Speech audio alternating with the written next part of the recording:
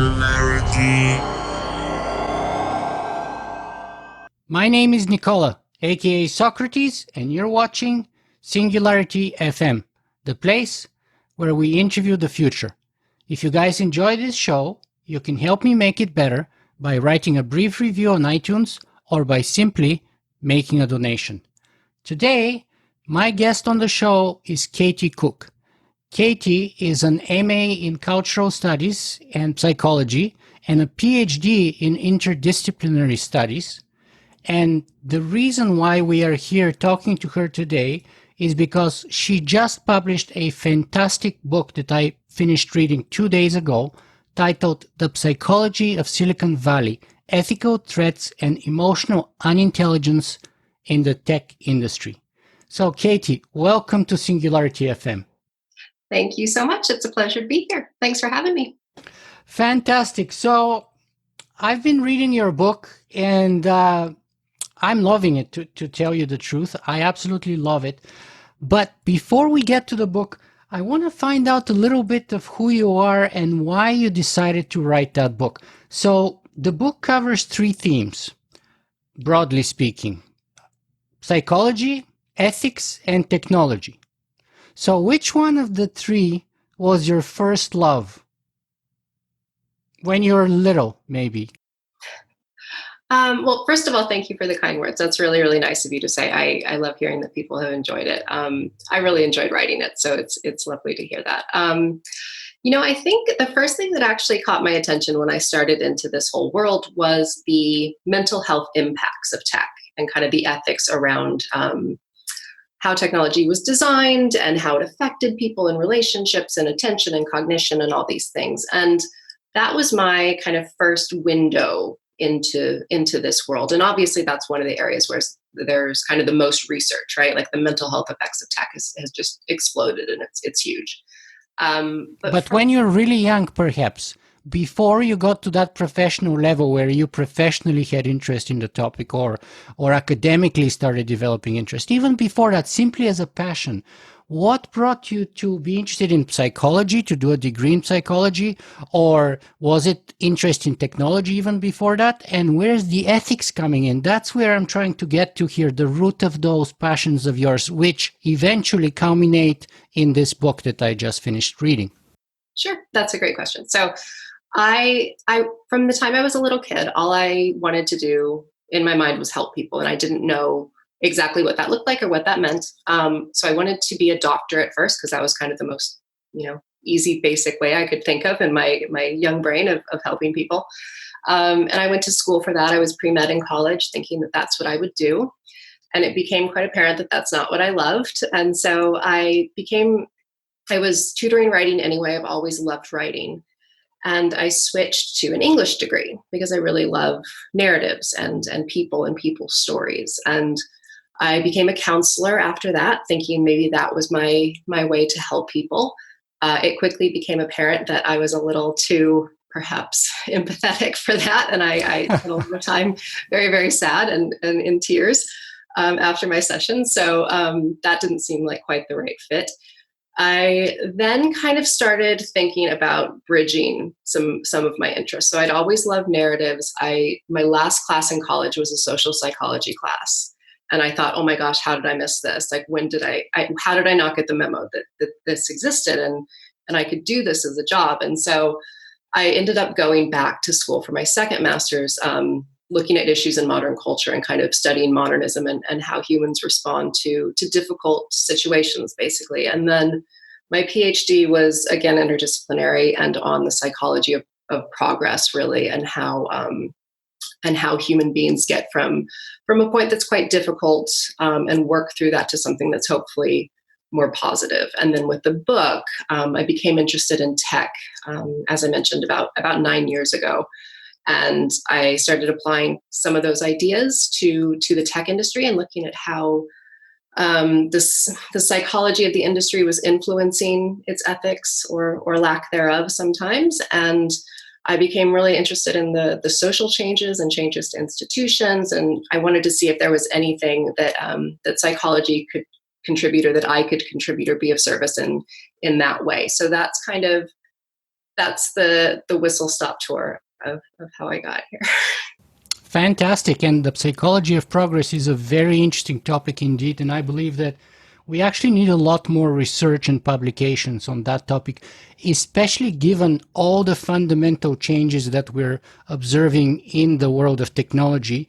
And unfortunately, the research on the psychological effects of those changes is lagging grossly behind, probably by decades. And that may be a luxury we might not be able to afford. Yeah, I agree. It's very difficult to kind of marry up the study of social progress with technological progress, because obviously one is so much more just fast than the other, basically, right? Social progress is iterative, and it takes a long time to catch up. So it's definitely operating at a loss, I think. But there are definitely some things we can do, to my mind. And I've heard a lot more people talking about it, which is heartening to me. Right. When I started 10 years ago and I started talking about ethics in technology, one of my best friends, he's a medical engineer. Well, he's an engineer who works in the medical field. He provides support to the MRI machines in all of Ontario, and sometimes he flies all over Canada. And he always used to tell me, well, you philosophers, you're all bullshitters, because at the end of the day, there's nothing you have to show for it. Whereas you see, if I don't go to work and if I don't do my job, people can't get their medical tests. So what I do makes a real effect on the world. And what you do is just creating those piles in the sky, those, air castles. And, my work is black and white. There's no ethics in it. It's all engineering. It's pure one or zero, and it's very simple black and white thing. And now I think actually, and that was kind of often the attitude that I used to be greeted with when I go to talk somewhere about the importance of technology and of ethics within technology, especially when it comes to human enhancement, AI, or what have you. And people used to look at me like I'm crazy, but in the last 3 or 4 years, I've seen a sea of change in that, and now it's completely like there's so much work and research, and I'm so happy to see that. Yeah, same. I feel exactly the same. And I know what you mean about your friend and that kind of attitude. I interviewed probably hundreds of people for this book, 240 or 50 in the end. And the kind of the distancing from other specialties and disciplines, and kind of an exceptionalism within the tech community about, that kind of way of thinking, or that kind of way of churning out products rather than ideas, and kind of gray areas and stuff. There is kind of a separatism in tech that I think needs to be broken down. But we can talk about that later. Well, but tell me a little bit more about perhaps here, because it may be relevant. What's the kind of psychology, because you're an expert in the field, what's the kind of psychology behind this kind of reasoning that the world is really kind of so simple or clear cut, if you will, and that engineering and science are engineering and science, and there's no space for philosophy or ethics in those, and they're very clear cut and either 0 or 1. I mean, what's the psychology that reveals? Yeah, that's interesting. That's why I put the cover of my book is kind of binary, ones I and zeros noticed. in the background, and that to me kind of does represent the psychology of a lot of people in the industry. And again, with social psychology, you do tend to have to generalize a little bit, and so you lose a little bit of nuance. And so sometimes when I talk about these things, they risk sounding like generalizations. But some of the themes that came up, for sure, were a preference for kind of black and white solutions. And I think one of the problems with that is that humans love to think in dualistic terms and in binaries, right? Like we love an either or choice, but it kind of precludes then a third choice or a fourth choice or a fifth choice, and also then diminishes, I think, creativity in a way, because you're not maybe thinking about other ways of doing something. And I think if there was, this ties back to a lot of things, but if there was more diversity in tech, I think that would change the situation a lot. And not just, all kinds of diversity, gender, ethnicity, different kinds of education. So more humanities students, I think, would be a great area to try to improve and get more into the pipeline. Different backgrounds, socioeconomic backgrounds. It's also an area of privilege, really, when you look at it, right? A lot of people come from very, Ivy League schools, privileged backgrounds. There's not a lot of diversity in terms of the socioeconomic landscape, especially of founders.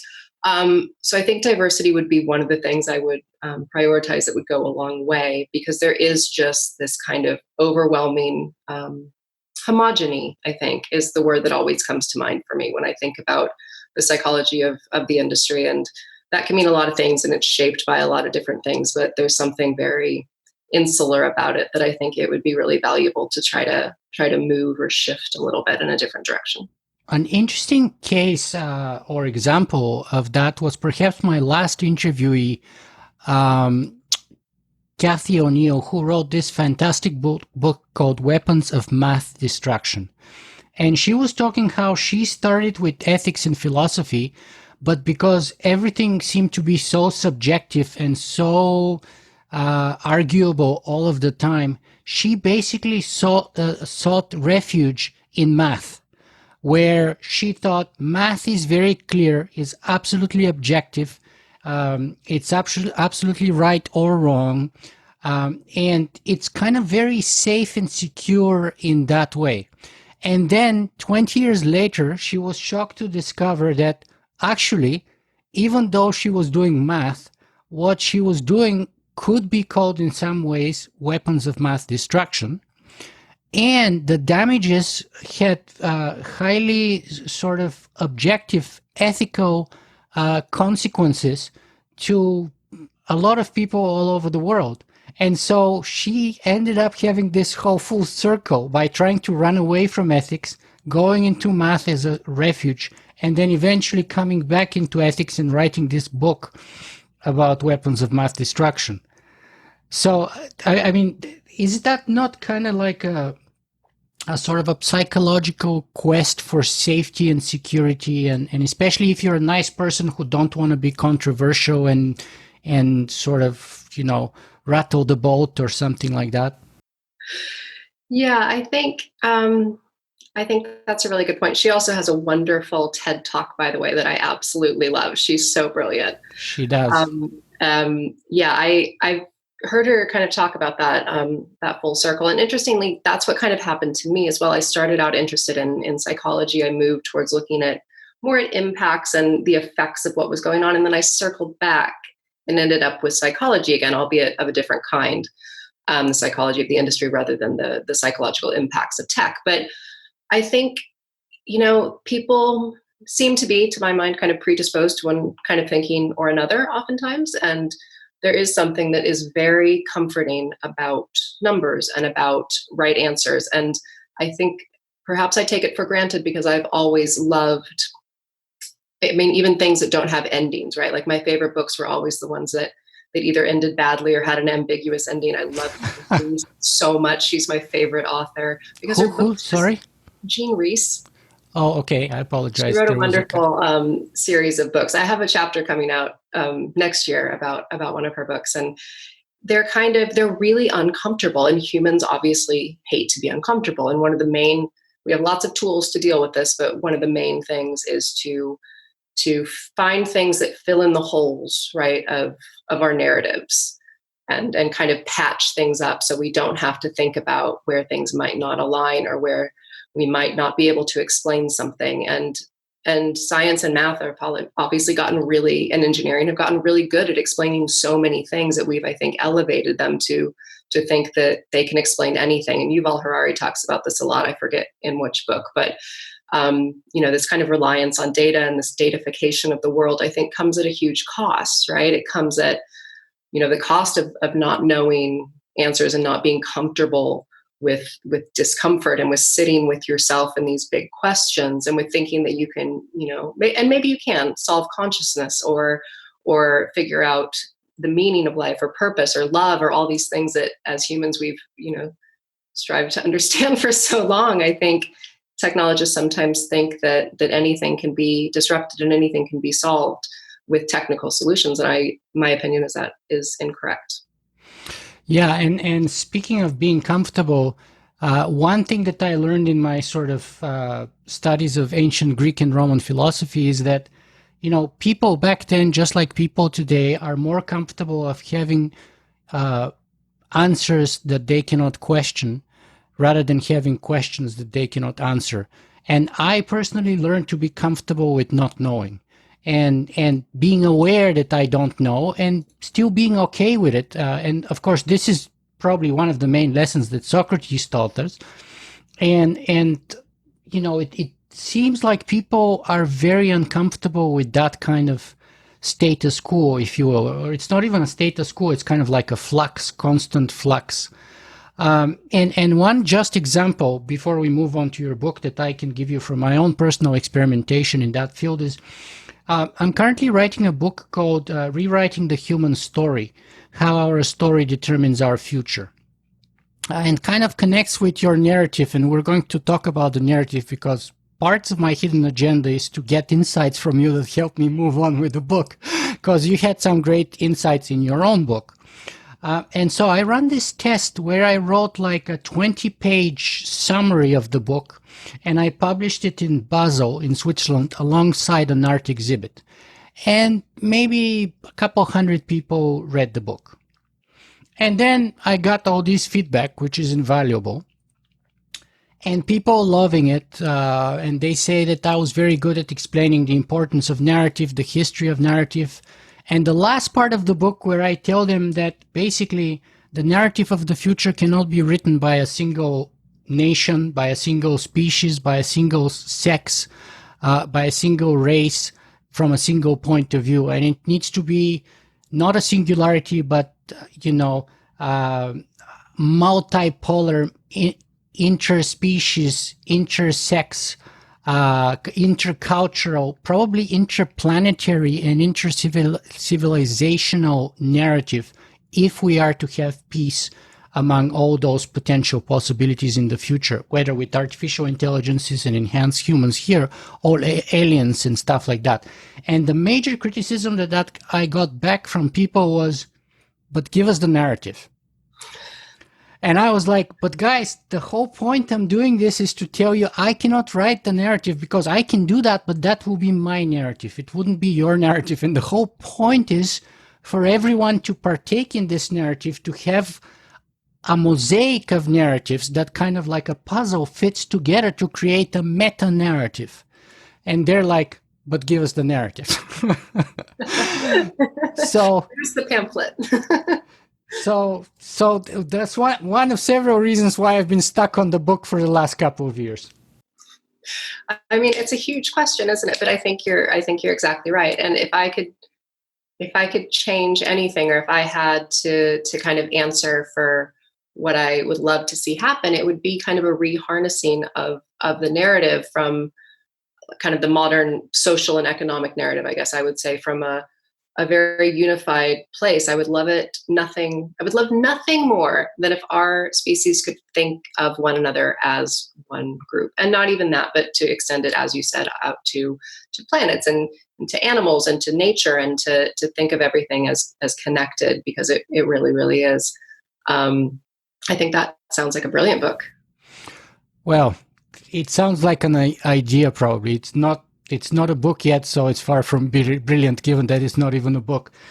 But speaking of other sentiences, and I was actually even arguing in the book that we should push beyond. We should push to include not merely sentiences, sapiences, but sentiences.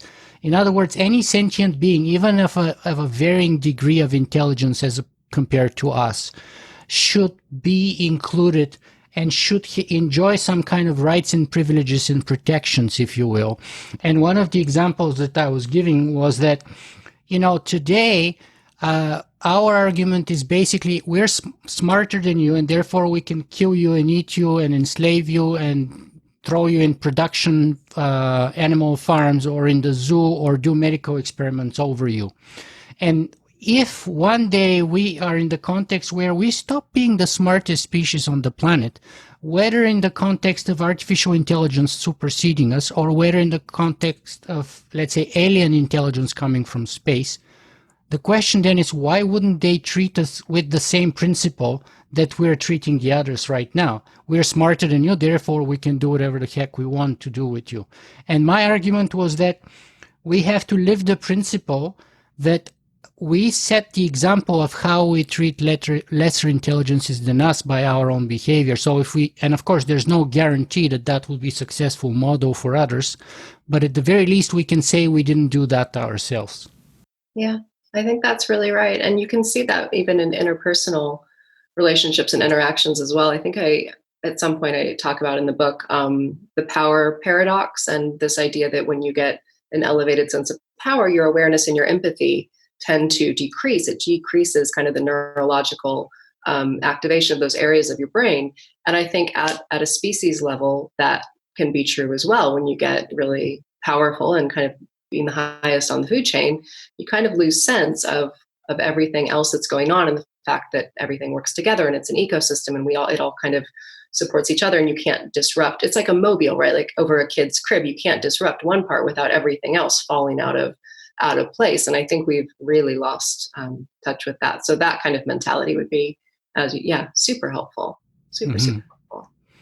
Very well. So it's time for us to jump into your book, sure. The Psychology of Silicon Valley,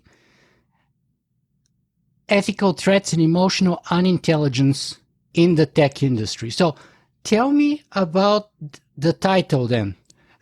First of all, or let me try and break it down into steps. So first of all, somebody would say the psychology of Silicon Valley. How do you do psychology of a whole geographical location or a whole industry like the tech industry, as opposed to, doing a psychological analysis of a single individual? Sure. That's a really great question. I think a lot of people, I would say most people, when you think of psychologists, they think of sitting in a chair across from someone, much like I'm doing here, and telling them your problems, and everybody cries, and it's emotionally releasing, and you feel better maybe after.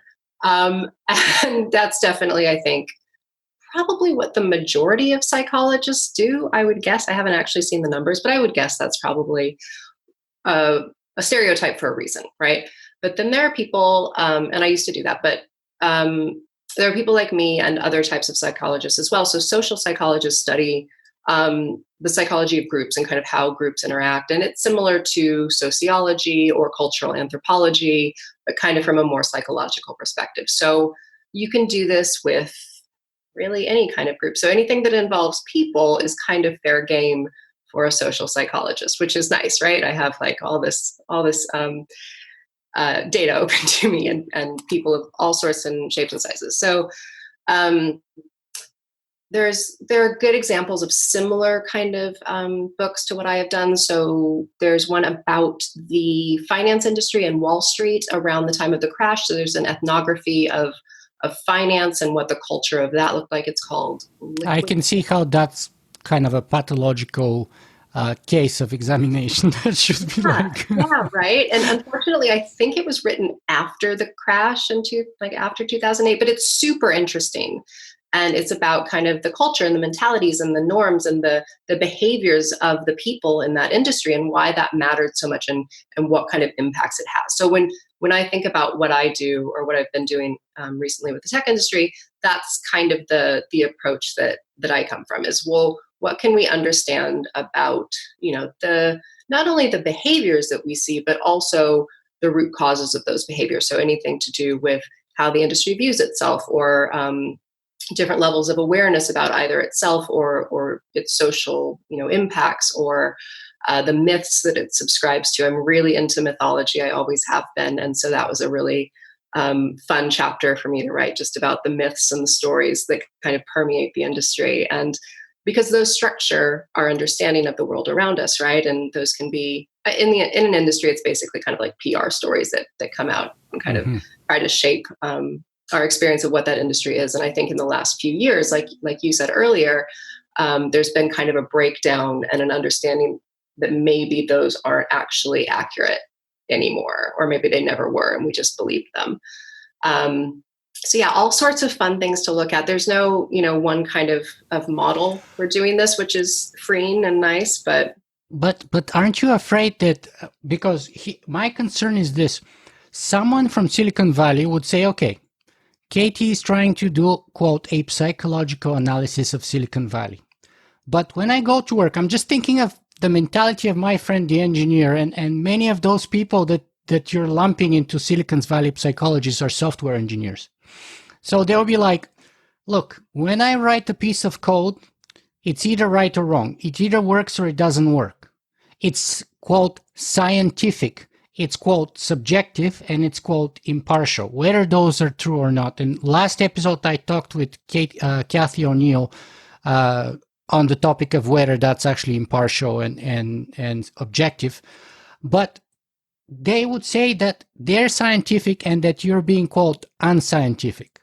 Because, quote, you just said there's a lot of freedom, there's a bunch of approaches that you can use and things like that. How do you convince them to pay attention to you, that what you're doing is science, or at least it's worth hearing? Sure. So yeah, that's a good question. So there are different types of science. Psychology is usually kind of, at least the kind of work I do is usually limited to doing kind of interviews, semi-structured interviews, and thematic analysis around those interviews. So there is data, there is science to back up every interview that I've done. But you're right, it is it's very qualitative, and I think there's not a lot of, or maybe not as much credence given to qualitative research in the field. So I wouldn't say, I've never had anyone come up to me and say, you don't do science. Psychology is not science. I've had people say, this is a soft science and it's a little too mushy for me, and I don't subscribe to this, and that's totally fair. I'm not here to say that I'm right and everyone else is wrong. But I think there is value in finding themes across a group of people, right? And we could do this with America right now and look at what's going on within the society and the culture and the ethos and the values and the mindsets of the American people. And I think that would be a really valuable piece of work. And the same way that I think Karen Ho's book on Wall Street was really valuable to understand what happened so that it doesn't happen again, A of all, and that industry might be able to kind of self-correct a bit. And so the other thing to say, obviously, is that these things aren't true of everyone, right? I talked to plenty of engineers who had lots and lots of empathy. I talked to, plenty of people who had wonderful social skills and were very aware of the world around them and the social impacts of tech. And I think you see this too in things like, walkouts at Google about the way employees are treated and retaliated against. You see it in all sorts of, there was a Facebook memo or letter that came out from, I believe, about 12 Black employees saying how difficult it was to work there. And so there is this standing up for kind of more kind of psychological and cultural issues that arise within these companies. So I think lots of people do it really well. And I think in many cases, at least from my research, it seemed to be in a lot of cases constellated around the leadership of the company. I didn't speak to anyone at LinkedIn who had a negative experience of working there. Whereas, by comparison, it's a very mature organization. Its average age is a lot higher than somewhere like, Google or Facebook. And I think that has a lot to do with it. There are kind of subtle changes within the industry. So it is a study of the industry. And also I have, which probably didn't make it into the book for space sake, but a lot of kind of information on the differences between individual companies within the industry. Mm-hmm. That will be fascinating. I don't know if we're going to have time for that, but that's a very interesting comparison and point between the age of LinkedIn versus newer startups, especially something like Instagram, I would imagine, right? One of the newer players in the market. And I imagine Instagram would be even younger than, let's say, Google. I forget the ages off the top of my head, but the average age was about 31 across most kind of major tech companies. There's some exceptions like HP and IBM. I think their average age is about 39. And the average age of the American worker is 42. So when you think about 42 compared to 31, like you're losing out on a lot of wisdom and kind of hard-won lessons that, people who have been around a little bit longer to learn those things could bring. Especially if you spent your 30 years sitting behind a computer monitor and mostly being asocial in one way or another, whether because you're like on the scale somewhere with, let's say, mild Asperger's, or because you're a nerd, or for whatever reason, it may be the case. But I'm just trying to say that there is benefit in socializing yourself and learning the world without the mediation of the computer screen, I think. Yeah, and I think that's true not only for engineers and people who work in tech, but for the rest of us too, right? I notice the difference in myself when I am around a laptop or a phone more than normal, and when I haven't talked to enough people. And I talked to a lot of engineers who had a really good grasp of how this affected them, and they were very conscious of the fact that they needed to go out and not just sit for 12 hours. Like, they needed to go get coffee, they needed to go talk to their coworkers, they needed to socialize, because they actively felt those skills diminishing when they spent too much time, usually coding. Okay, great. So I was just concerned with sort of the worst case scenario, if you will, just in case like somebody does that, because quite honestly, while it probably would be rare, it would not be completely unlikely or impossible in my view.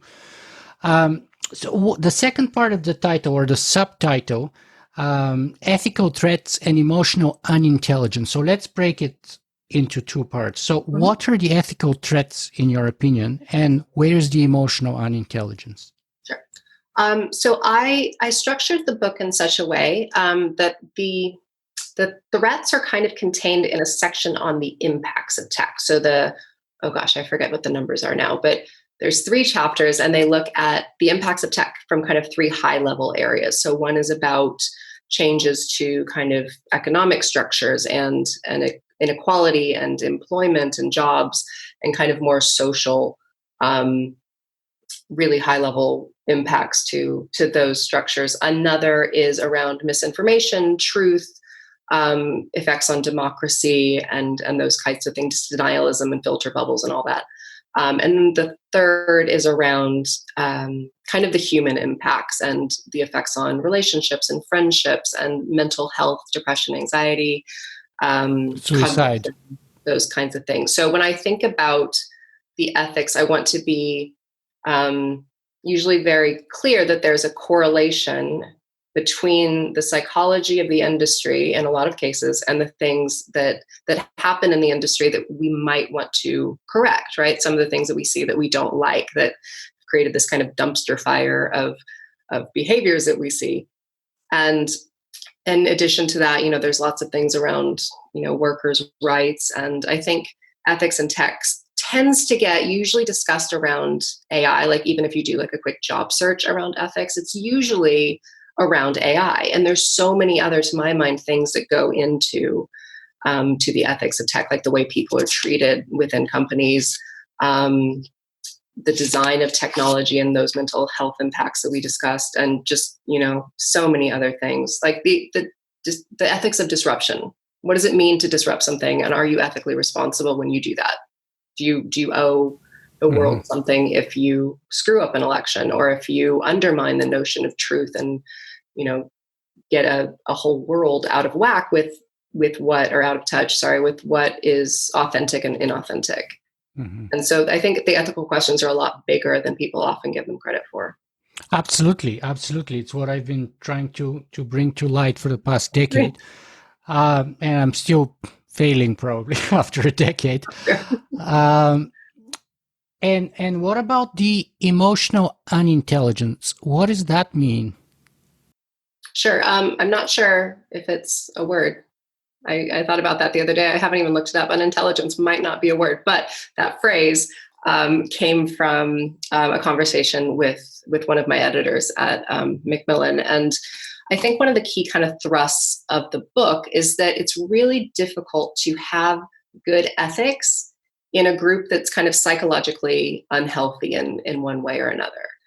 And Great point. thinking about, and there's lots of ways to look at emotional intelligence, right? So I use a particular kind of model from a guy called Daniel Goleman, who's really been doing this for decades and decades.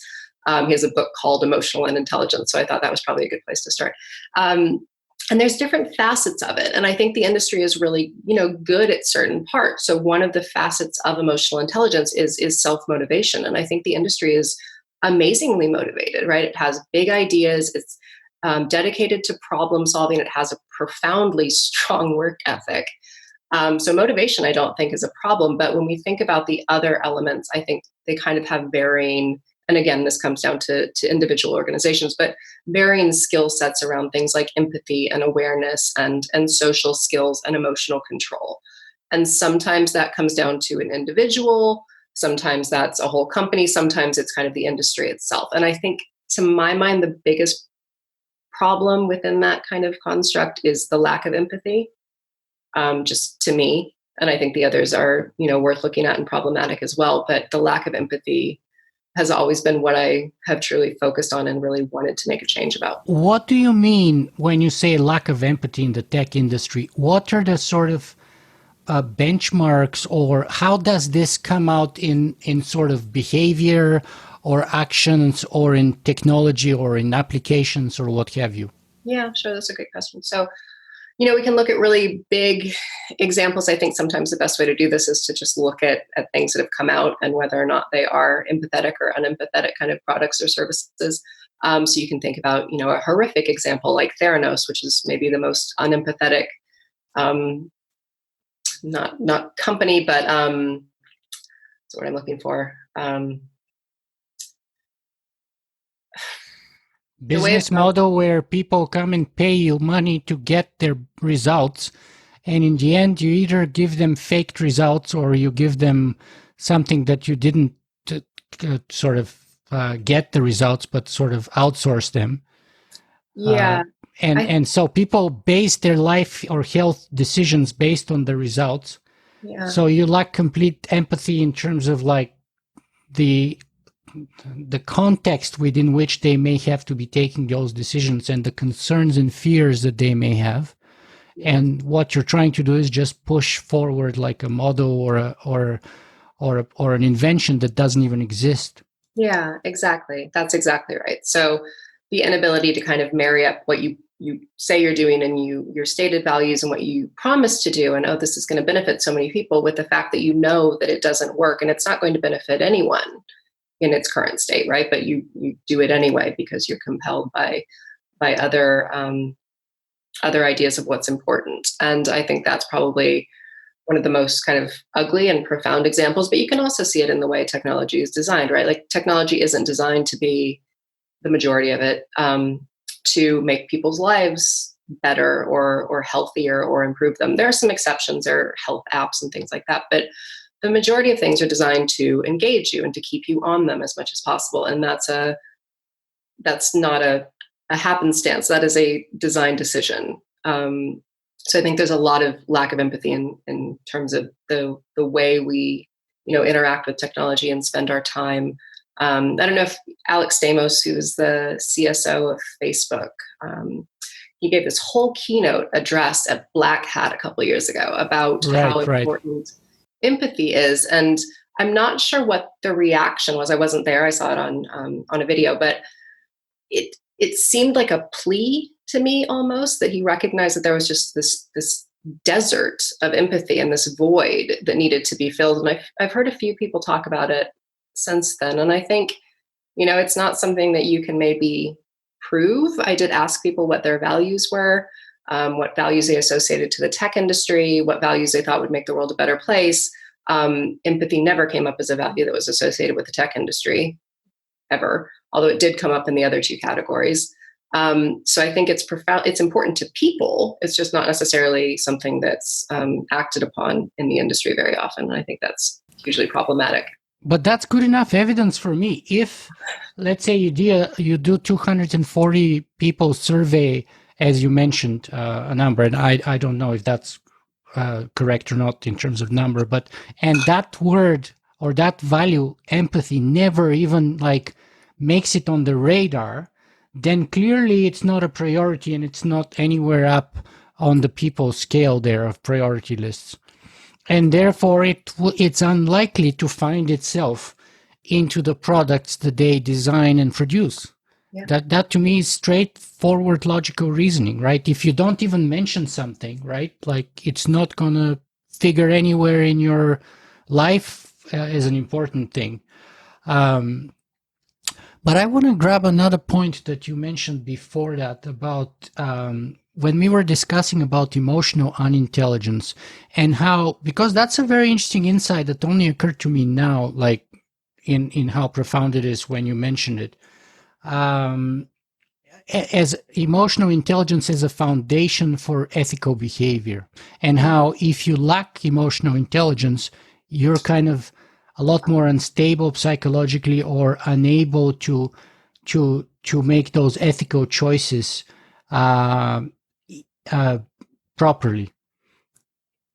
Tell me more about that, and where is that sort of lack of stability or originating from? You think in Silicon Valley? Because I was thinking about it in personal sense here, um, and I would say the source of my emotional stability is my wife, probably, and my relationship with her, and that then provides this kind of luxury for me to be emotionally stable and confident enough that I can make ethical choices which come at a price, but I believe are the right choice uh, for the medium and the long term, even though in the short term they may be very costly to me. Because I come from this kind of position of emotional strength, if you will, right? And so how is that playing into Silicon Valley? I'm curious. Yeah, that's a really good question. So to me, and I guess a lot of this sometimes is personal and it's subjective as well, right? I think awareness and emotional intelligence and empathy, I think those are ethical acts to me, right? I feel more ethical when I act empathetically towards other people and when I'm aware of the problems in the world around me. So when I exercise those types of skills, I feel like I tend to act in a more ethical way in terms of my understanding of what is ethical.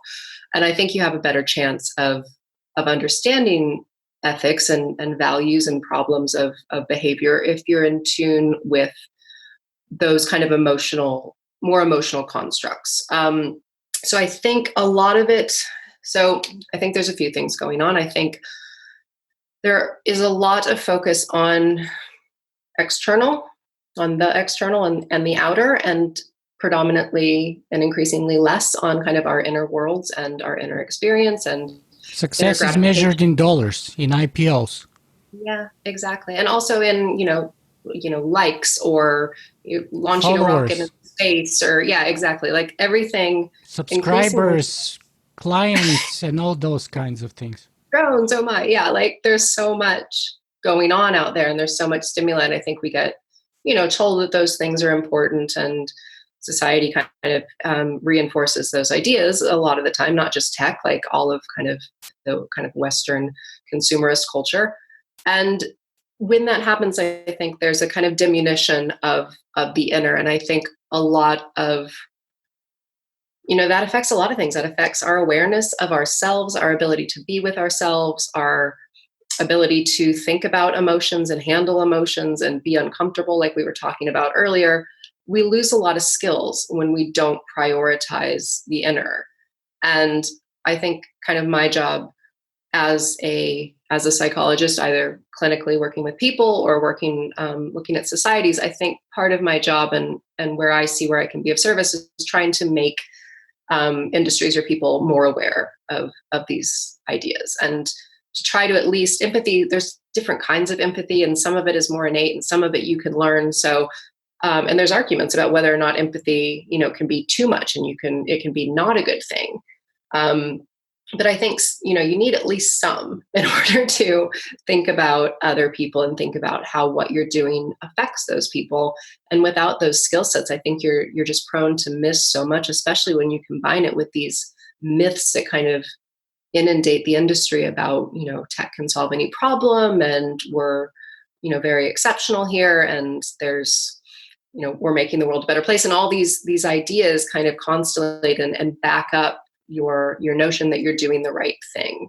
And we all believe we're doing the right thing, right? But it's good to be open to other ways of doing things as well, I think. And emotional intelligence, I think, is one of the things that won't solve everything, of course, in tech, but I think it would help a lot. I really do. Well, let me tell you, and that will be kind of a controversial speculation. Well, not fully a speculation, perhaps, on my point of view. But here's what the image I had in my mind when you mentioned the words emotional unintelligence. I was thinking of Mark Zuckerberg in the dorm, not being able to find a girlfriend, first year freshman in college, with a bunch of other nerds like him who are totally asocial. So what do they come up with? The Facebook that allows to rank the looks of other girls, their colleagues, that they could probably never get a date with.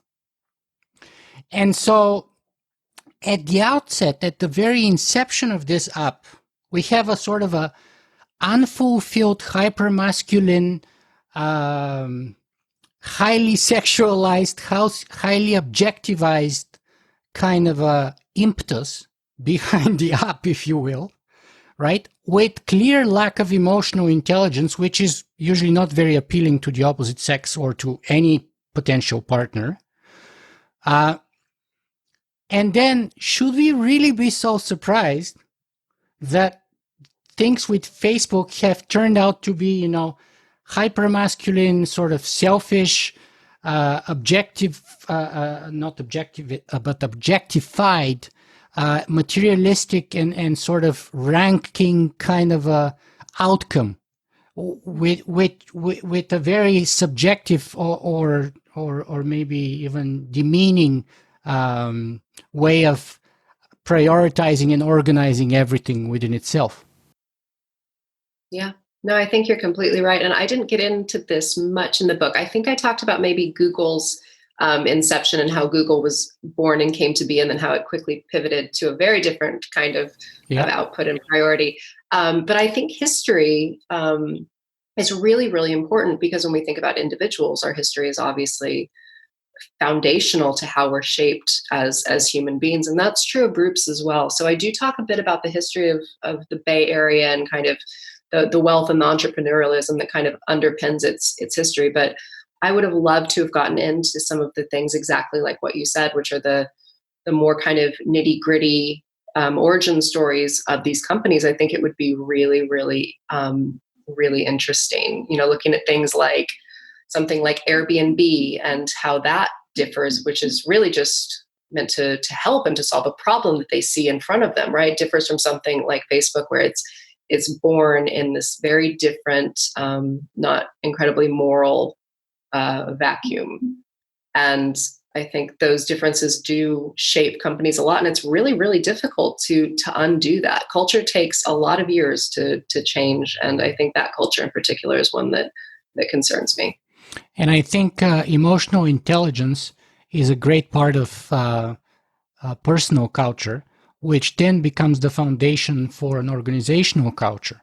So if you are a bunch of nerds who, sort of survive on pizza and writing code, lacking emotional intelligence, not being able to get a date, and then you create an app that spreads like wildfire all over the world, and you're sort of one of the most powerful people in the world, suddenly you have to make decisions which require emotional intelligence, knowledge of history, knowledge of culture, have ethics and compassion for your users and the people in the world, and all those things. And therefore, if you didn't have them when you started, and you never had the chance or the desire to stop along the way to sort of catch up on those things, we shouldn't be really surprised that you're never exhibiting them, even after you've gotten to be this billionaire. Yeah, I came across this idea a lot that there's nothing to be said for, like finishing your education or for going to school and studying something, let alone like humanities, but like anything. And that education isn't necessary to do these roles and create these companies. And there's definitely a flaw in that logic, I think, because education doesn't, it teaches you lots of things, but mostly it teaches you how to think, and it teaches you how to get along with people, and it teaches you how to tolerate viewpoints that are different to your own, which culturally we just have a huge problem with right now. And I think if you're at the head of an organization and you don't have those skills, and you don't hire people and prioritize letting them direct some of that kind of cultural influence with those skills, I think you're going to be at a huge loss. So there's kind of a one-man power dynamic going on, and not just Facebook, but a lot of companies, and a lack of diversity of perspectives and of skill sets. And I think it's worth noting that highly analytical people do have less empathy by in neurological research, right? If you're super duper analytical and not very emotional, the areas of your brain that are responsible for empathy are going to be less active, right? There's 5 areas that are responsible for those things, and they're just not going to fire as highly. You're going to have all these other areas that are doing cool things and firing off the charts, but you're just going to be less likely to have emotional intelligence, like empathy and self-awareness, as a skill set. And so you need to bring those in. And I think the failure to do that just has profound consequences for this leadership. Not Yeah, all of you them. give Some of them some are great. you give some fantastic examples in your book with, for example, one interview of Mark Zuckerberg, where the interviewer kept asking him about what does he feel about this and what does he feel about that, and he always would return to say, well, what I think is, and I think this and I think that, and so he never actually said what he, or maybe he used twice the word I feel, but he used 20 sometimes the word I think. And so, yeah, that clearly is an impediment to sort of connecting with people via feeling rather than via logic or via thinking. And that brings me, was it you in your book that I read an example of somebody who was saying how intelligence is a gift and therefore it's much easier because it's much, okay, hold on. It's easier to be intelligent. Hold on. Intelligence is easier because it's a gift, and compassion is always harder because it's a choice. I don't think I said that, but I really like that. Right? Because look, you can be born intelligent. You can be born naturally inclined to write code or to do math or to be a great engineer or even a great artist, a great musician, a great psychologist, what have you. But then making the choice, using that with compassion to make a particular difference versus just for yourself or for your company, that's a choice. And the intelligence was given to you for nothing, more or less. And yes, you could have worked to improve it with education and with training, etc. But then compassion comes on top of that as a choice, and therefore it's much harder than intelligence because it has to be earned, and it requires much tougher effort and focus than simply to be smart. Yeah, I think in a lot of cases that's very true. There are definitely some people I think who are just born with those skills kind of inbuilt, though, right? And there's a subset of the population, I think this is in the first chapter of my book, that just really does struggle with emotions. It's something that's very difficult for them. And it's 10% of the general population has this thing called alexithymia, where they don't understand emotions in the same way that probably you or I do, or the majority of people do. And that condition or that diagnosis is very common in people on the spectrum. It's about 50% of people who have autism also have alexithymia, which is probably why people with autism get kind of called out as being unempathetic when that's not necessarily the case. But some people definitely are either, born very compassionate. And I think people tend to think and favor either, feeling or thinking to one way or the other. And that's fine. And there's no kind of right or wrong way. I think it's just that there does need to be diversity in those ways of thinking. And I think diversity of thought would be one of the most important things that the industry could embrace. Mm-hmm. Well, let me talk to you about your thesis. What's your book's thesis? My book's thesis is that emotional intelligence is fundamental to having more ethical technology. That's kind of it in a nutshell. And beyond emotional intelligence, just kind of psychological health is another way of thinking about it. So you can think about, the cultural differences between kind of certain tech companies that we could name and shame, and I don't think that's necessary. But there are definitely areas for improvement in the psychological health of the industry, and I think it's nothing, to demean them about or to to blame them for. I think a lot of these things are born in this kind of, economic system that prioritizes, output and shareholder value and economic returns and profit, and not the health of workers or what consumers need, or balancing, our economic inequality. There's not a lot of focus on the things that I think make a society a lot better. There's a lot of focus on things that don't. And I think tech is kind of, unfortunately, the biggest and baddest example of that right now, at least in the US. So is your book, let me ask you, who is your book written for? Is it for people in Silicon Valley with the hope of listening to you, or at least considering what you have to say and hopefully changing their behavior?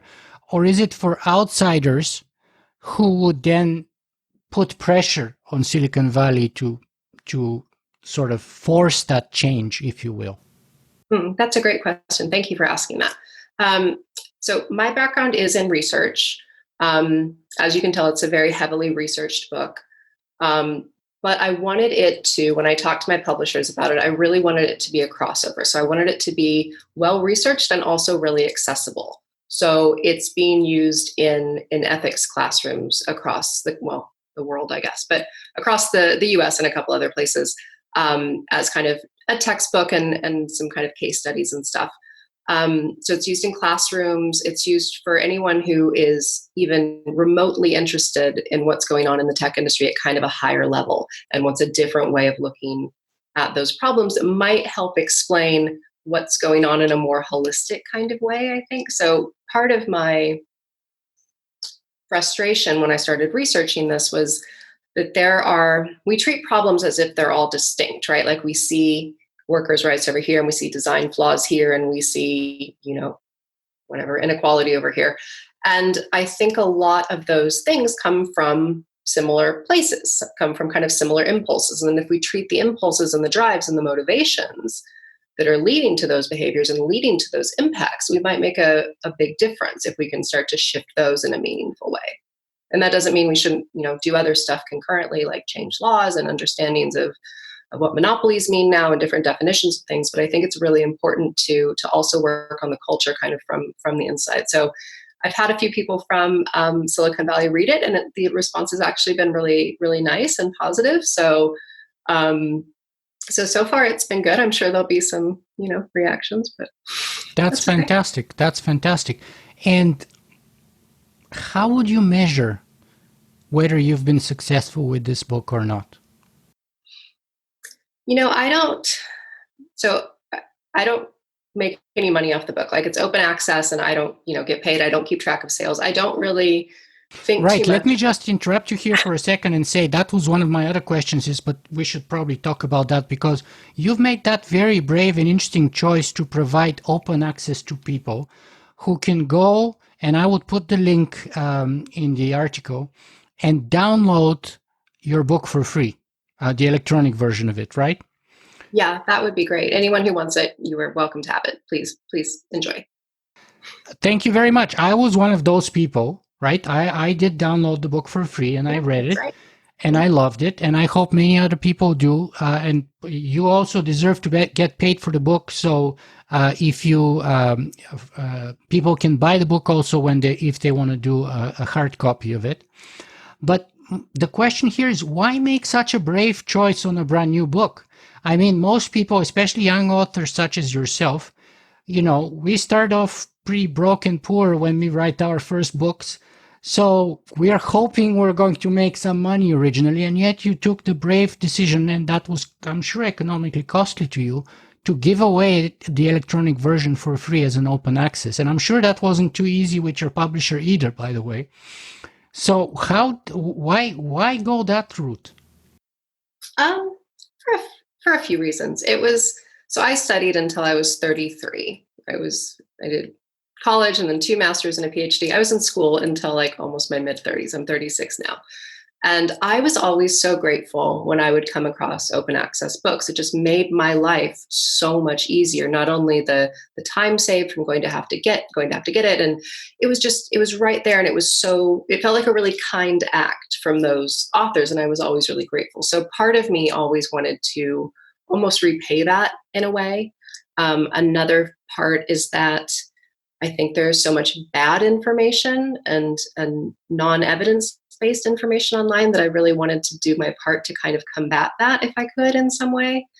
And then also, I guess the third part is my values have never been aligned with money and with being like rich, and I don't tend to care about that stuff too much. So I really wanted people to read it, honestly. Like it's more important to me to get these ideas out and to have a conversation about them and hope that they influence the culture, even if in a teeny tiny way, than to be racking in the dough. And I'm not J.K. Rowling. Like I don't think I would have gotten rich off this anyway. So I don't know. It just felt like the right thing to do, I guess, is the simple answer. Fantastic. And so how do we measure success then, going back to the previous question? Yeah, that's a really good question. I think, I see things that I get really excited about, and I always think of success and progress really as small steps. I always measure things and look for tiny changes. And so when I see things start to shift, and I think you said earlier that you saw things start to shift about 3 or 4 years ago, right? Yeah, and that's exactly when I think things started to change as well. I think a lot of it had to do with kind of the Cambridge Analytica revelations and this big kind of bombshell about what was happening with our data.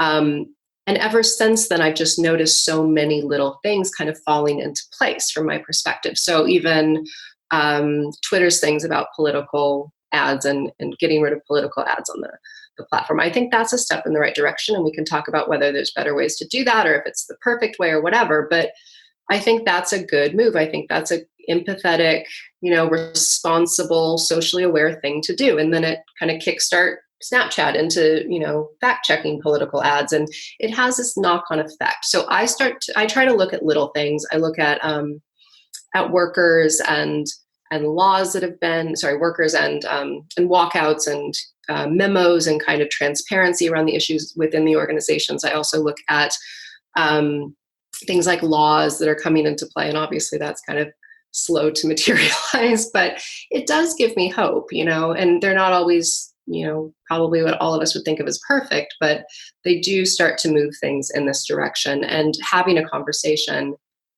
about this 5-6 years ago, people would look at me like I had six noses. And I didn't get how no one got it. And now it seems like everyone gets it. So to me, that's a huge marker of progress. Like the awareness piece, which is the first, to my mind, kind of need in terms of what you need to progress. The awareness piece is coming along. It is pretty much there in a lot of cases. And so I think the part that comes next is kind of understanding it all and integrating it in a meaningful way that helps us understand what we actually need, rather than just freaking out and slapping band-aids on things and creating laws that aren't meaningful. The wisdom piece, I think, comes next, and the understanding. Mm-hmm. Okay, so let's talk a little bit about the actual sort of ethical threats, like specific ethical threats that or damages that you list many of in the book. Give me a few examples, just so that we make the impact of the tech industry more real for people who may have not turned on their TV in the last few years. But give me a few examples. Sure. The one that always comes to mind for me is probably workers' rights. That's always my first one. The way people are treated in these companies, and a lot of these companies, to me, is a huge, huge problem. And I think kind of this bifurcation of jobs and putting people almost in kind of a feudal system is starting to emerge, and that really, really bothers me.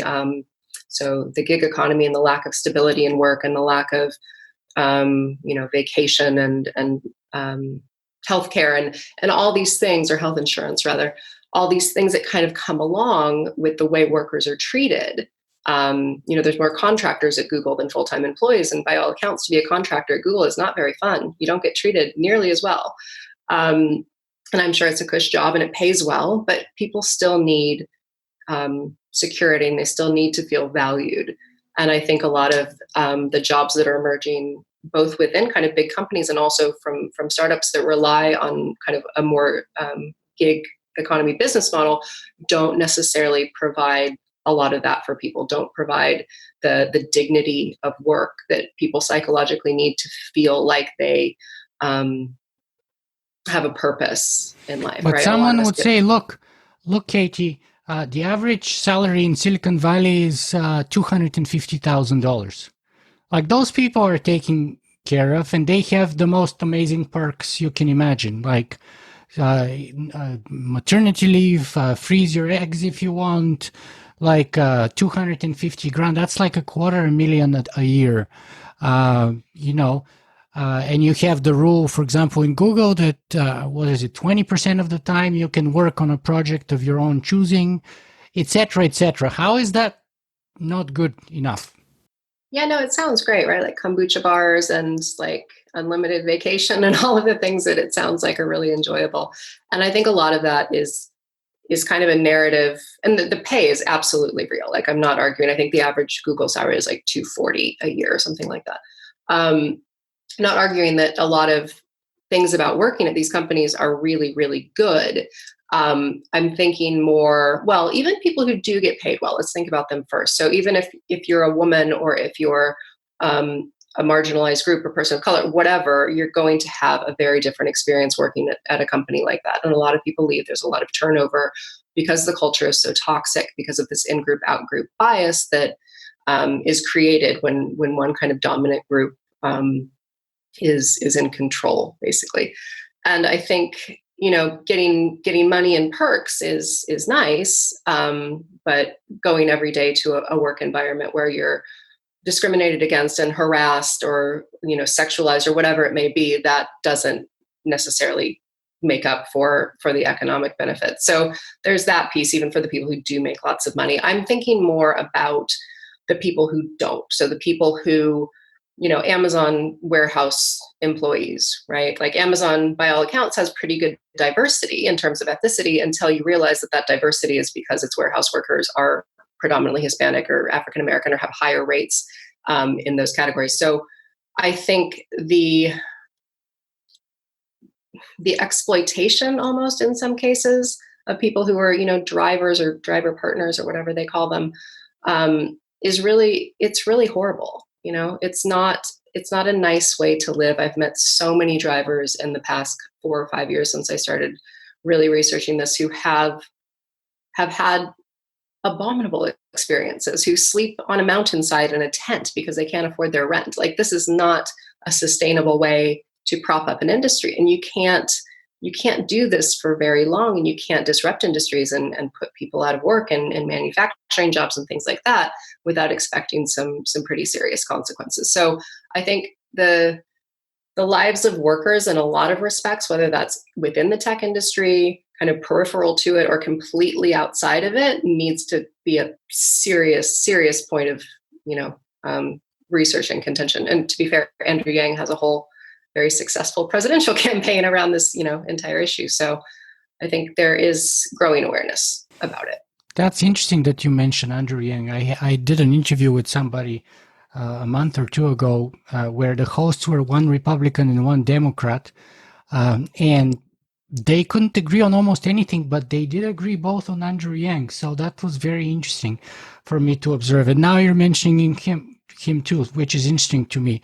But I want to go back to what you're just saying, and just mention that in your book you actually say that, you give lots of specific examples how, for example, Amazon is $1 trillion company, how it has been declaring tens of billions of profit for the last couple of years, where it has paid zero in terms of federal tax, how I think the average wage in Amazon warehouses was like $28,000 or something insane like that, and how people were forced to pee in bottles in order to meet their productivity goals, and they weren't allowed to take any breaks for lunch or any kind of breaks, even washroom breaks for that matter, and how if and when they do get injured, for one reason or another, they don't even have like healthcare and medical insurance and all kinds of things like that. But so that's, of course, in a context, again, where Amazon is $1 trillion company with tens of billions of profit every year and paying zero federal tax.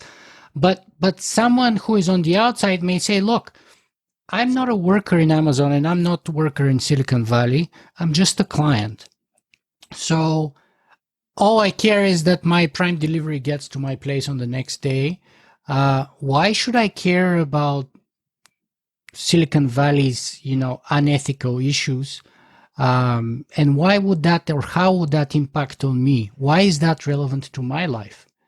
If, say, they work somewhere in the other end of the world, like in Europe, or let's say on the East Coast in the US or in Canada.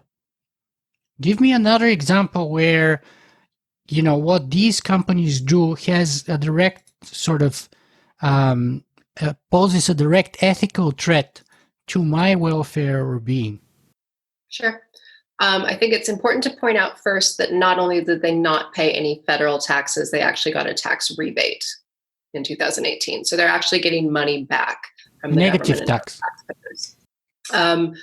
So beyond that, I think this elevation of corporations and of wealth and the kind of economic disparity within these corporations and more broadly in the US, I'm not sure people understand always how this affects them or how it affects society in a systemic way, right? So societies that are grossly unequal are less happy, less healthy, more prone to civic unrest. And I think that's exactly what we're seeing now, right? Like you see increases in suicides, you see a decrease in the average lifespan in America, and you see growing numbers of kind of democratic and threats to democracy and social institutions and things like that. Just to give you one example that you may be aware of, but you don't mention in your book, Canadians and Americans are very close. Like, we're not very different. We're in many ways. We're different in some subtle ways, but there's not such a fundamental difference. And we're kind of almost the same economy.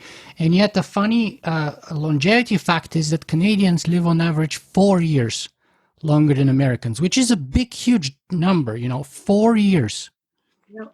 Right? Yeah, that's huge. And I would really be curious. I don't know what the differences are in kind of inequality numbers and things like that, but America is one of the most unequal kind of developed countries in the world, right? Like, its inequality is off the charts. Whereas somewhere who had, like, say, Germany, who has, or Sweden, who has kind of less inequality, tends to be a bit more stable and a bit happier. Not always, but like tends to be. And I think a lot of the things that you see kind of playing out in our culture right now, potentially in Canada and America, and I lived in the UK for 8 years, so I can confidently say there as well, is the effects of inequality disrupting kind of civic cohesion.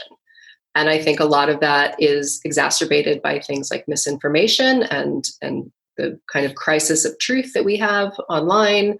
I think that will not get better anytime soon. And inequality is what scares me most right now, and kind of civic breakdown.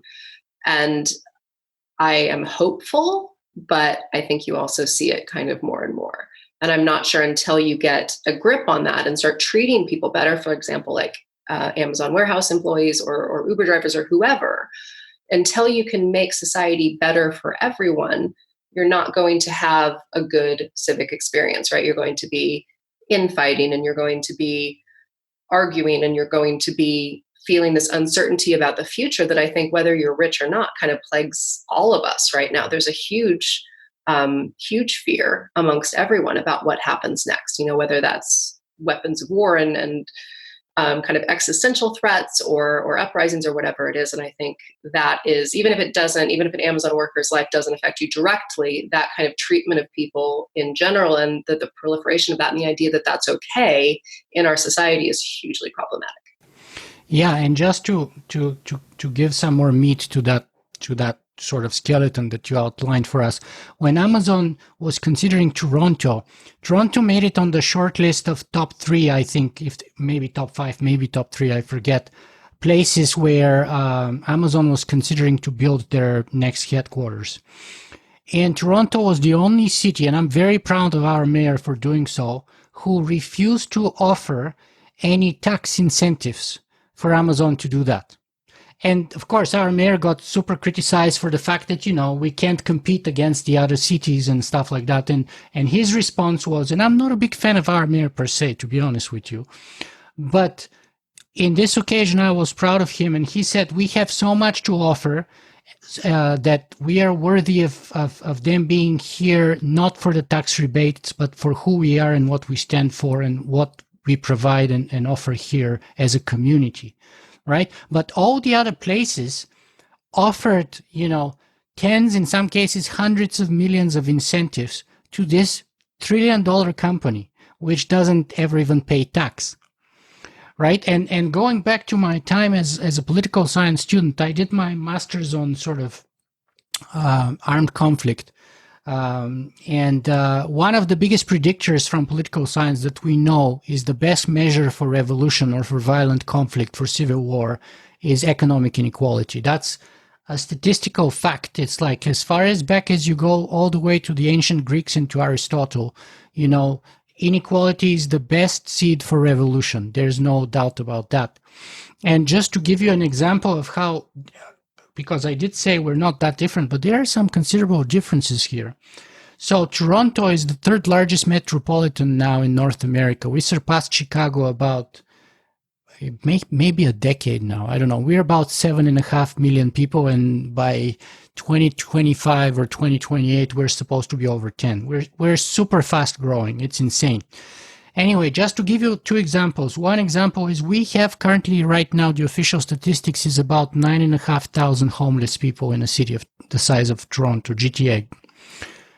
The same number of homeless people, as you know in your book, are in San Francisco, which is a city about roughly 9 times smaller than Toronto, right? And by the way, San Francisco has some of the richest people in the world, some of the richest tech companies in the world, the most tech, the most billionaires, the most everything. And it's always smarter and better than any of us. So how is it that we have this strange outcome? And another example to give you with crime, actually, we have had a terrible year in Toronto with shootings and murders and crime and stuff. And we're going to break our record, probably getting close to about 90 or so murders for the whole year, right? As I said, we're bigger than Chicago. In Chicago, you have 90 murders or so in about a month, right? So that's the comparison we're talking about. And the question is, how is it that you have these different outcomes here in these societies, which are in so many ways so close, So, and what kind of psychology or sociology gives rise to these kinds of outcomes? I think it's a really good question. It's funny you bring that up, and I wish I could answer. I don't know, I guess is the answer in terms of the Canada-America experience. But I would be really interested to hear about what kind of drives those numbers and those differences. I'm sure a lot of it is legal. I'm not sure what the gun laws are in Canada. I know. Well, we have legal gun ownership here, and there's like 5 or 6 million maybe gun owners or something like that out of a population of 36 million. But the illegal guns usually come from south of the border because we have very strict compared to the US. So we could do better. We used to have a gun registry where basically was a centralized registry where anyone would buy a gun and there was this database which then the conservative government basically killed. But we still have very strict gun ownership laws, and it takes very little sort of deviation from what expected out of you as a gun owner for you to lose those privileges, by the way, as opposed to the US. So we do have lots of guns actually here. Yeah. I know hunting is a big thing. One of my best friends is Canadian, and right. They have very different, but I've spoken to them about it, and they have very different ideas about what it means to own a gun. So that sounds about, on par with what I understand right. as well. So let's get back on topic here, however. So let's talk a little bit about the diversity situation, because this is a criticism that I'm very often mercilessly attacked for by my wife. Because this is probably my greatest failure, right? So, and I fail on all fronts. So first of all, maybe 10, if I'm very generous to myself, 15% of all of my interviewees so far have been women. And not only that, but 88% of my audience is males. And now I have, quote, the best audience, end of quote, because, I know that 90% of them have a university degree. I know that 60% of them have a master's degree. I know that 43% of my audience has a PhD. I know that. They're super smart, they're super well educated, they're higher income people. Uh, uh, you can call them the elite, if you will. But I fail miserably on the female part, with only 12% of my audience being females.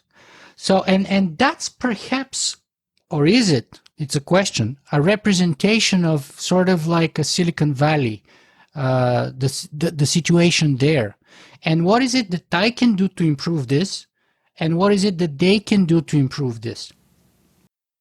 Yeah. First of all, I think it's worth saying that your audience is also really engaged. Like, I've seen some of the questions they ask, and that they're just really, really insightful and engaged in the process. I know one person, I think it was Cory Doctorow, you had on, and you had like 6 pages of questions for him from Right. people. It was amazing. Yeah. So yeah, I agree. You do have a wonderful audience from what I can tell.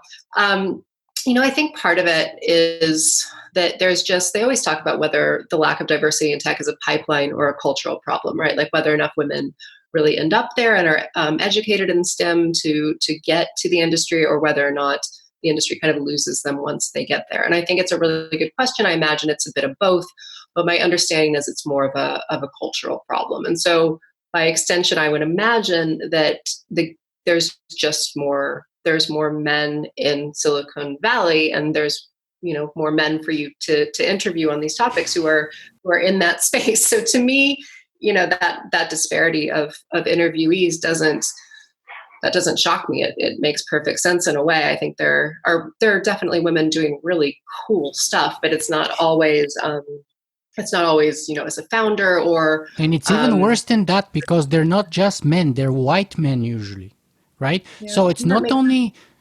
non-diverse in terms of sex, but also race.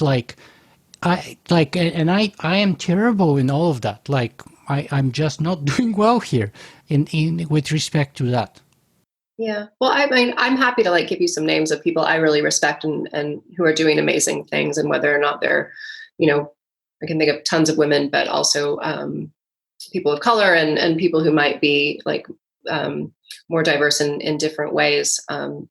You might be interested in talking to, and your listeners might be interested in hearing. But I think a lot of it, I wouldn't say that's anyone's fault. That's just, to my mind, that's kind of how the industry is self-selected, right? And they've been self-selecting like that since 1966, when they had kind of that skill set definition from some psychologists about what the industry needed. And that's really pervasive, and it still exists. And I think people are doing really good work to break down those stereotypes, but it's a process, and it's very, it's going to be a very long time before there's equity in a lot of respects in tech. I think age is another one. You've had obviously people of all different ages on your show, but within the actual industry and founders and engineers and stuff, it's a very fetishizing kind of youth culture. And it's really fascinating to see that it self-selects in all these different ways to kind of give one version of kind of a voice to this industry that then spreads all over the world. So yeah, if I could fix anything in tech, I think that would probably be where I went first. And I know there's some really cool people working on like Project Include, and in the UK there's balanced boards, and there's all these cool initiatives that I think will do really great things. But you're right, it is very much a problem. But I'll give you some names if you want. Fantastic. Yeah, I'm happy to hear your suggestions. But we've been talking for about 90 minutes now, or approaching 90 minutes, and I know your time is valuable. So let me just ask the last 3 or 4 questions here. And the first is kind of a continuation of this. So we discussed these kinds of issues that your book is focused about: emotional unintelligence, sort of ethical threats and ethical consequences of the Silicon Valley big tech industry. What can we do about it? And perhaps you can break your answer into two, and you kind of touched about diversity here, but maybe you can expand that by breaking it into two groups.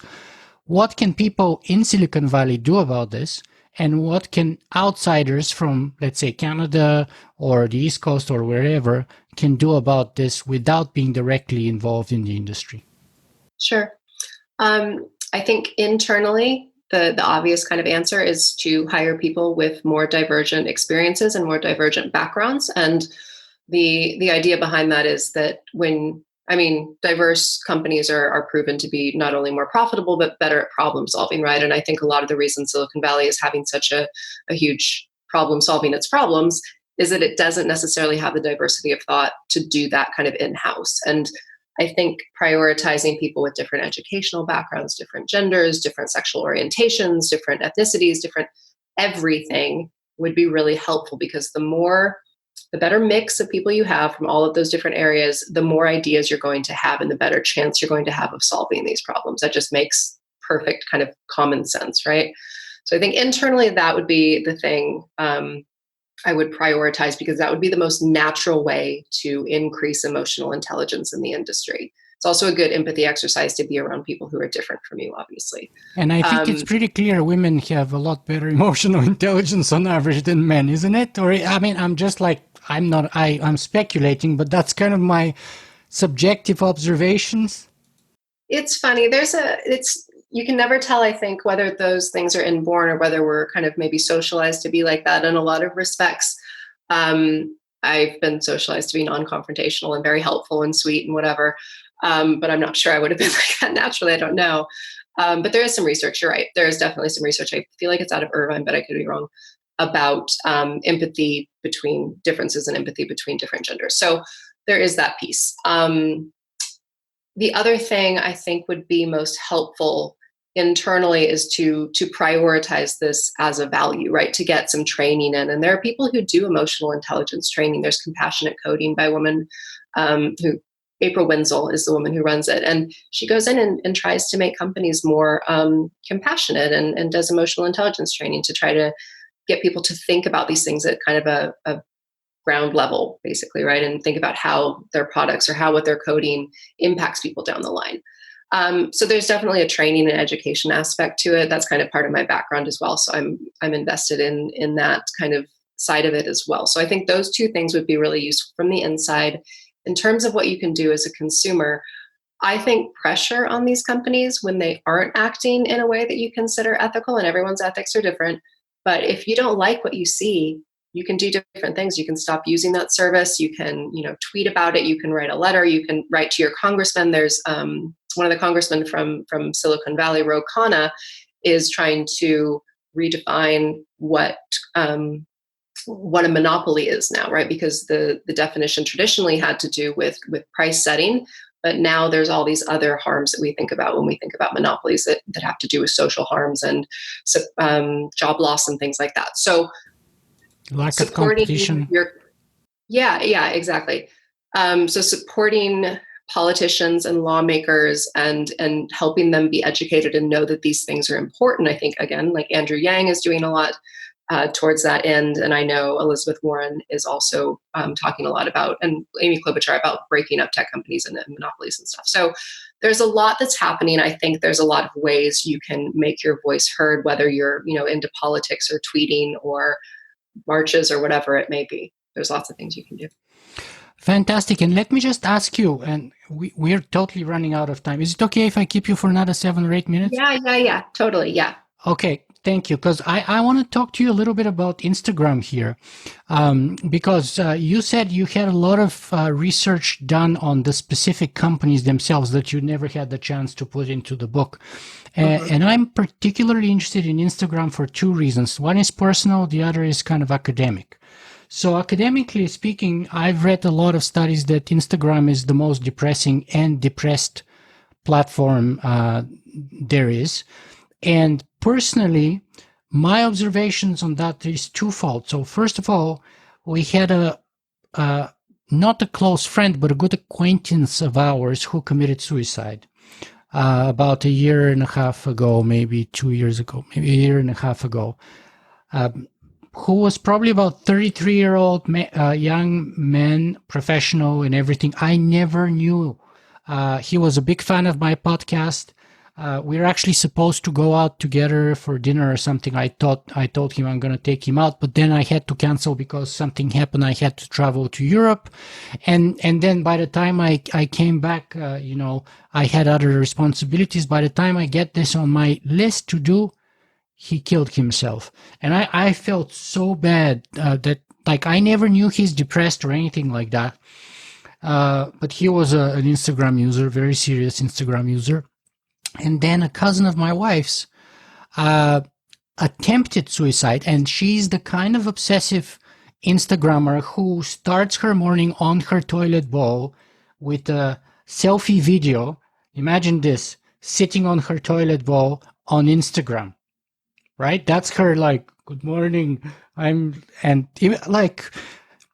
she attempted to commit suicide. And I think in her case, maybe it was more like sort of like a call for attention and stuff like that. But still, those are my sort of anecdotal, subjective pieces of evidence that I have. And tell me a little about this. Am I correct to claim that it's the most depressing and depressed platform? Yeah, that is the research I've seen as well. It is the worst for your mental health. And it differs by gender and it differs by age. It is particularly dangerous, I would say, almost for teenage women, teenage girls. Those years are very difficult anyway. And to have your, self-esteem threatened on a daily basis by images of perfection that aren't even real is hugely damaging. But it's hard for all of us. For different reasons too. And I'm really sorry to hear about your friend and colleague or acquaintance. I had something similar happen as well, and I was wondering if that played any role at all, which is, if nothing else, interesting that's something that you think about almost immediately now, is whether or not social media had a hand in something like that. It's one of your first thoughts. And I know they're aware of it. I know they're aware of the research. They must be. They're getting supposedly rid of likes. I haven't seen it yet. I still have Instagram, and I can still see likes. So I don't know if that's something that is meant to be rolled out soon, but they're definitely aware of the problem. And it's really, it's a great app in a lot of ways.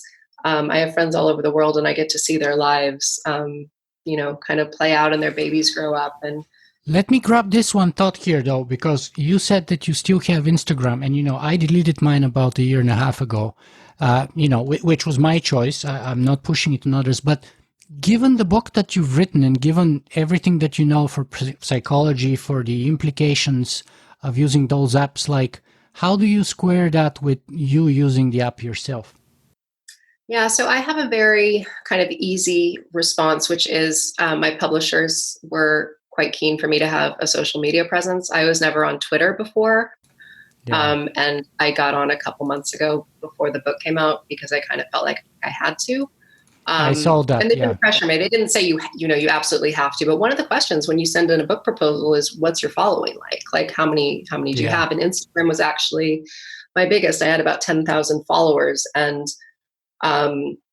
so I felt compelled to keep it, and it's a professional one, and I don't spend a lot of time on it. But it's a really good question. I think in a lot of ways you kind of have to balance different kinds of connection and what you want to get out of it. I met you because in part someone kind of connected us on Twitter, or cited another podcast that I was on, and we connected, which has been really great. So I can see the benefit in all these things. I just think the business model of them is so deeply flawed, and the way they go about prioritizing and understanding mental health is also really, really just not okay. Like, there need to be more social scientists and philosophers and psychologists in these companies to help understand how it's affecting societies and people's well-being. And up until recently, there hasn't been any of that, and it's still so deeply lacking that I'm scared that it won't get better anytime soon.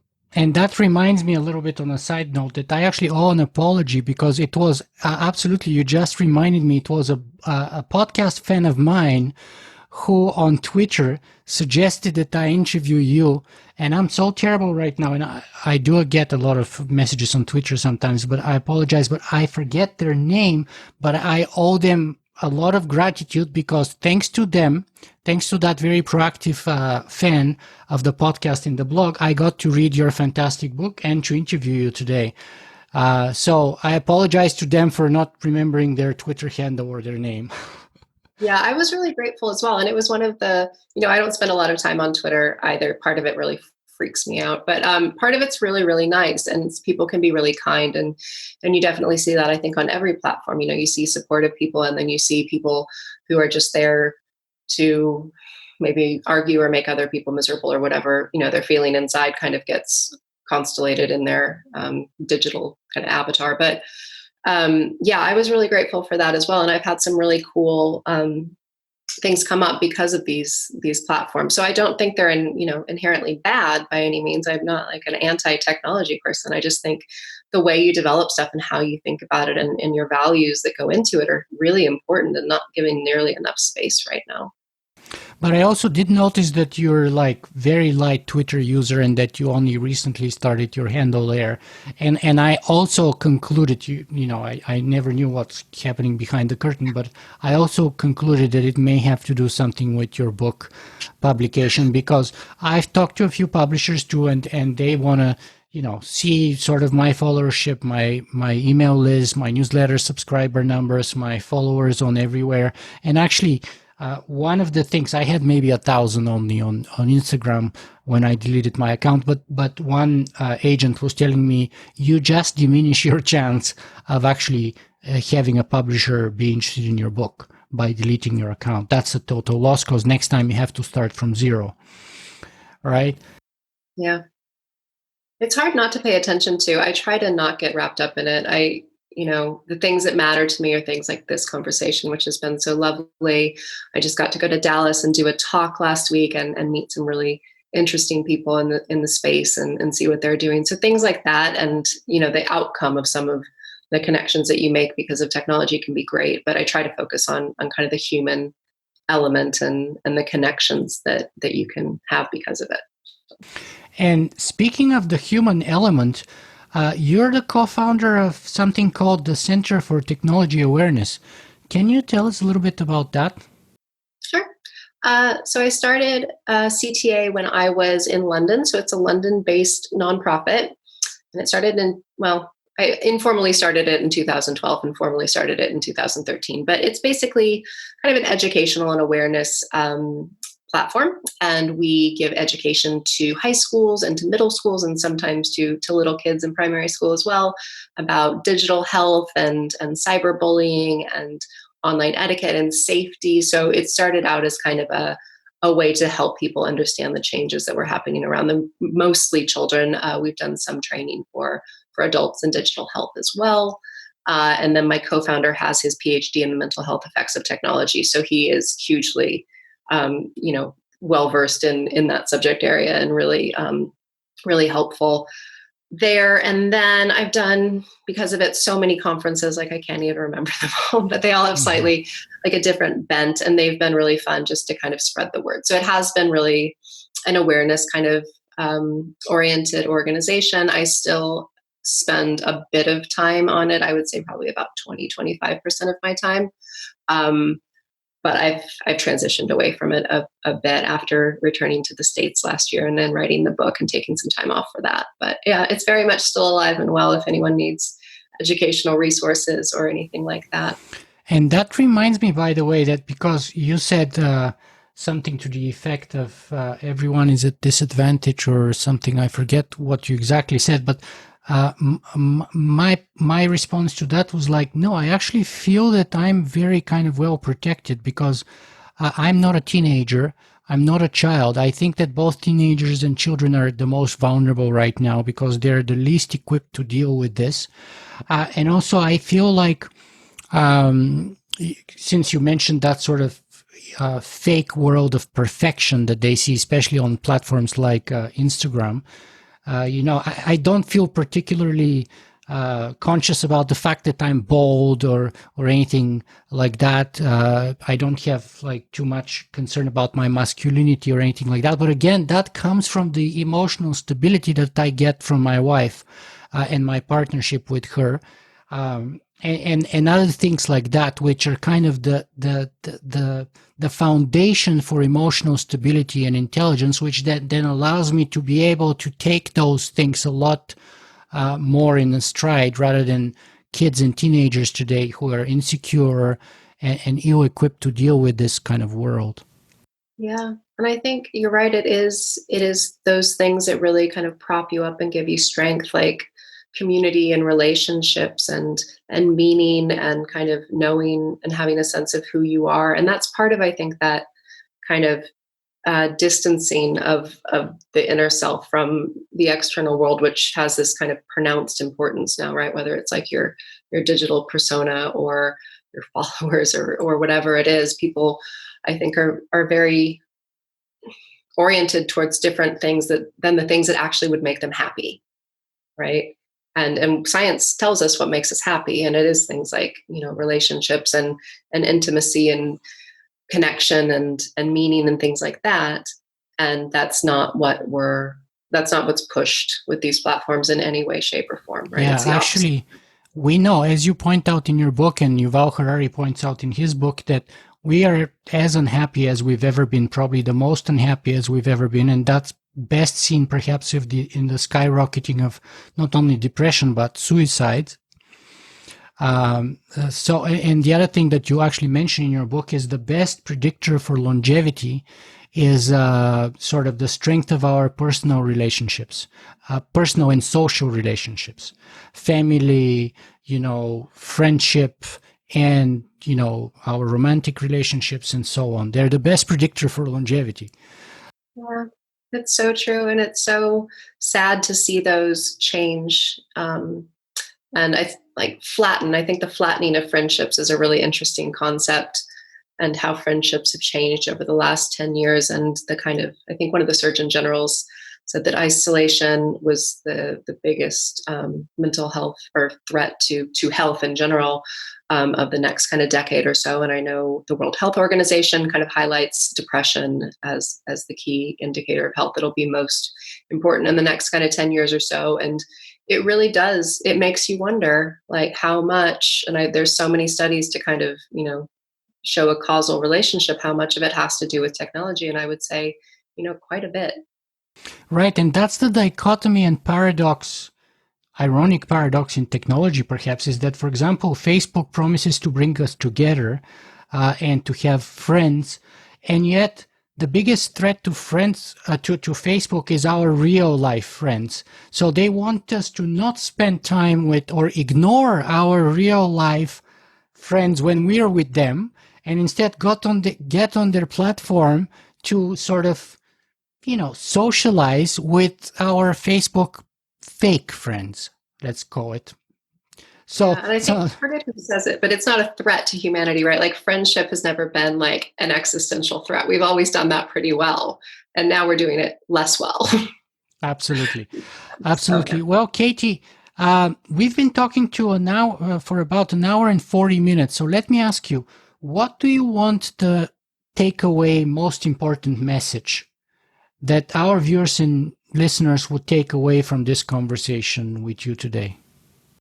I think all of this is starts with the individual, right? So the more all of us, not just people in tech, but anyone can focus on psychological health in their own life, whether it's getting away from these platforms or whatever makes their life kind of feel better and more meaningful and more connected, I think that's would be, lovely. And then at a larger level, I think the psychological health of organizations, any way we can improve those, I think would go a tremendous way towards fixing a lot of the problems that we see. And where can people find more about you and your work? Sure. So the easiest place is probably katycook.net, and it's Katy with a Y, spelled the funny way. Fantastic. Katy Cook, thank you very much for being with us today. It was my pleasure. Thank you for having me.